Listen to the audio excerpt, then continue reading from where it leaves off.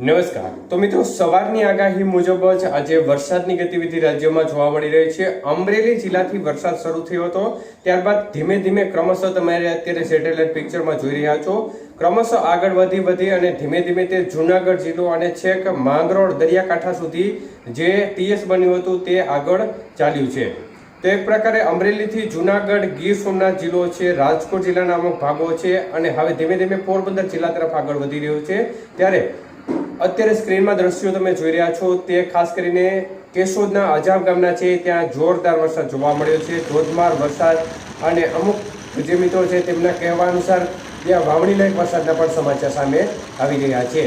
તો જોરદાર વરસાદી માહોલ અમરેલીથી શરૂ થયો હતો અને છેક દરિયાકાંઠાના ભાગો સુધી જોરદાર વરસાદ અનેક વિસ્તારોમાં જોવા મળી રહ્યો છે.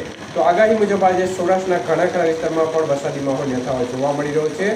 તો ધીમે ધીમે સિસ્ટમની અસર છે તે હજી 2-3 દિવસ સુધી વધુ જોવા મળે તે પ્રકારની શક્યતાઓ કાંઠા વિસ્તારમાં દેખાઈ રહી છે.